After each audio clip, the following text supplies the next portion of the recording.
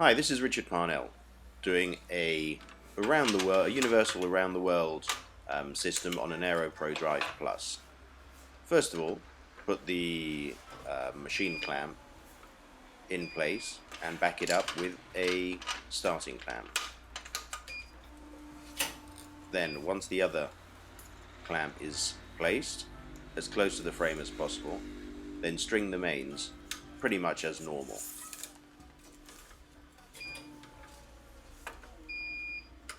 You can see I'm trying to get the racket as in place so that the string goes straight into the tension head as straight as possible, so it doesn't actually wiggle around, which would mean a tension loss.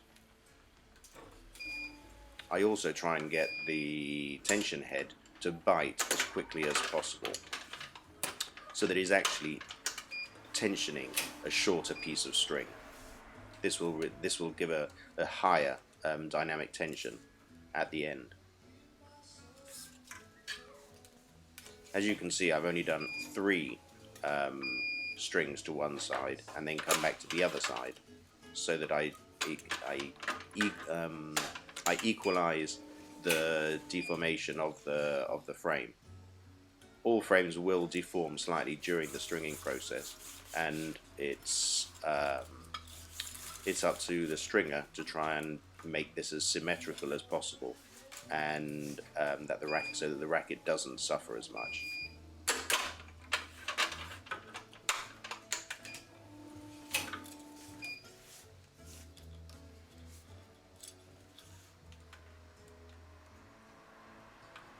You can see that the string is being passed underneath the throat, as this is the quickest or the easiest way to the tension head.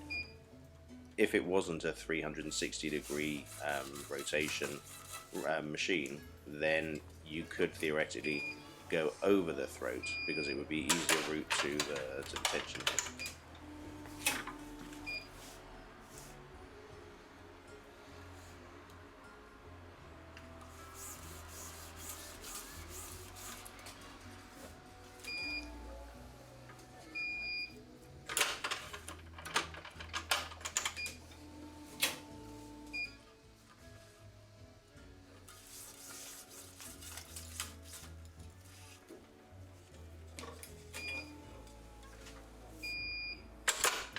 You can also see I'm using the diabolo on the tension head, because this takes the stress off the tension. This takes a lot of stress off the tension head and off the string. So the actual the part of the tension head that grips the string will actually leave less of a mark. It is actually it's putting less pressure on the string. This can have an adverse effect if it's a very soft string like natural gut or a polyurethane multifilament. Then they can get flattened out slightly. Well, if you have a piece of string that is slightly flattened out and you put it into your machine clamp, then it can slip slightly, which would mean that you would have to then restart, because you would have one of the mains at a lower tension, which would mean you'd have a lower string bed tension at the end.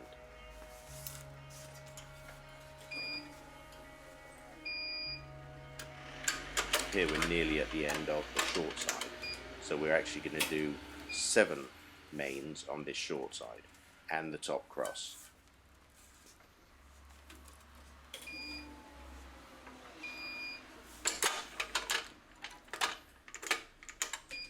By adding the top cross onto this short side, what we're doing is we're making sure that all the mains are at absolute tension. The only string that will have a slight variation of tension will be the top cross. Here we finish the long side right to the bottom, which means that we move the clamp out of the way, which will give us more room to work up the top.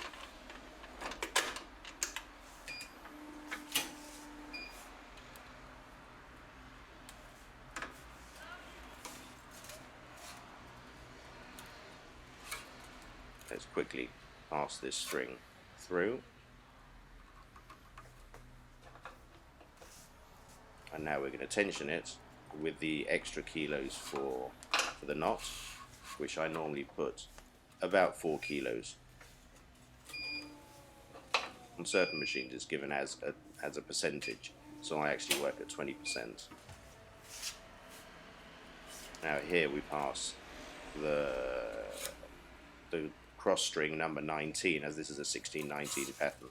Now we have to make sure that the weaving is correct. Well, as this is a 1619 pattern, then as it's 19 crosses, then it means that the bottom cross is going to be the same weave as the top cross. If it was an 1820, then it would actually be opposite weave.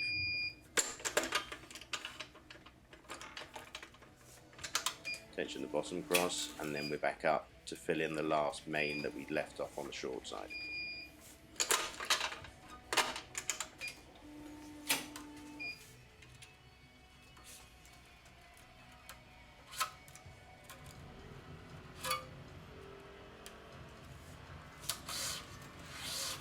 One of the disadvantages of around the world is that every other weave is a hard weave. However, let's say it's a small price to pay.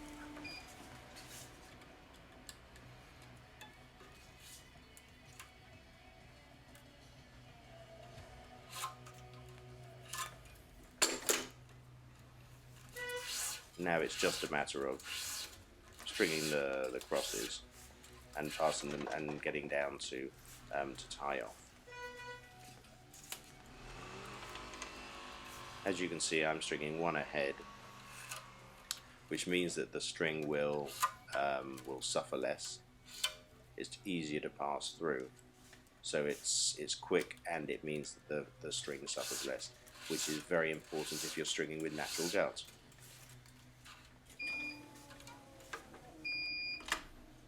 While I'm stringing, you can see that I'm making sure that the cross is actually in place and is as straight as possible. This will result in a higher dynamic tension at the end of the string job.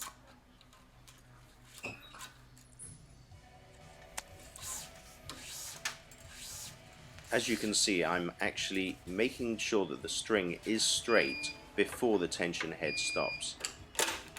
If I were to wait for the tension head to stop and then put the string into place, this would mean I would have a lower string bed stiffness at the end of stringing.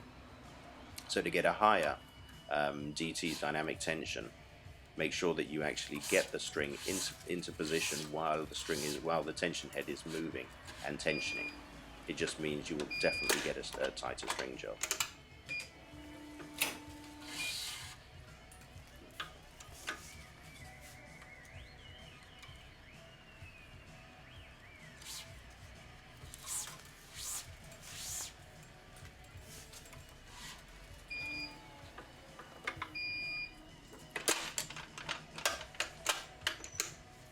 You should be able to take the racket off the machine without having to move the crosses.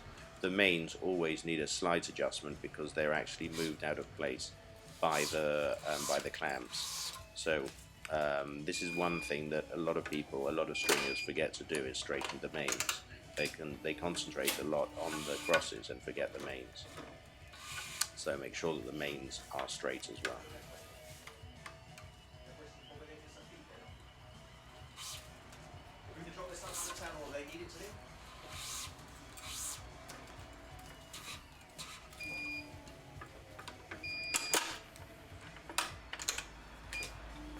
Make sure that the clamp is as close to the frame as possible.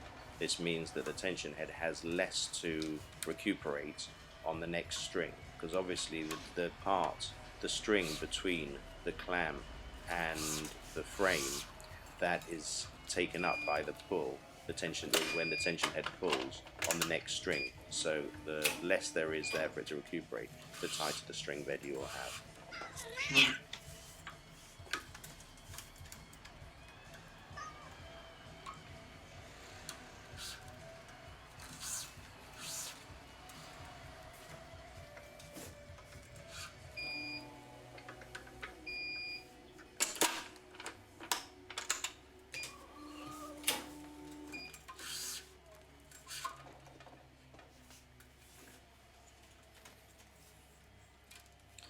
Here we measure the string so that we're not passing through too much.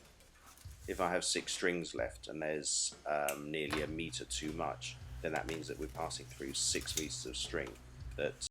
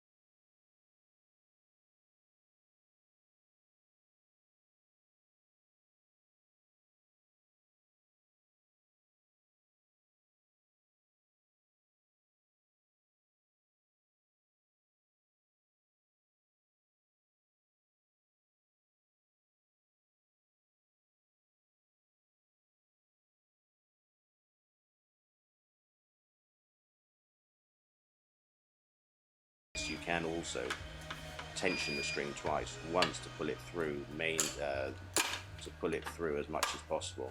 Take the tension off and then re-tension with the extra kilos.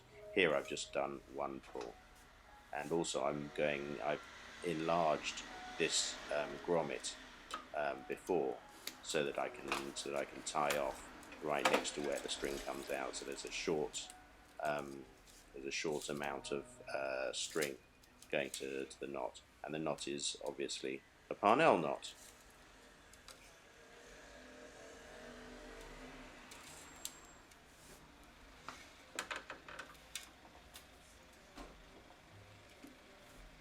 Position the tag end to where you want it so that it looks nice and neat, so it's actually straight compared to the string that it's tied off on, or to the anchor string. Cut it so it's a short tag end, not too short, and obviously not too long.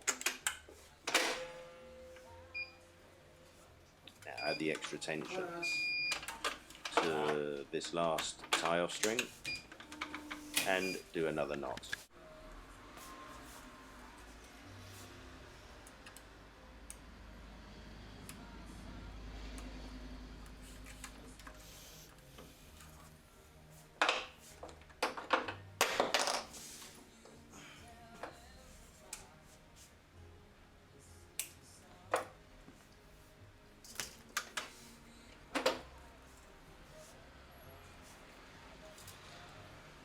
A lot of stringers don't use the brake on the machine very much.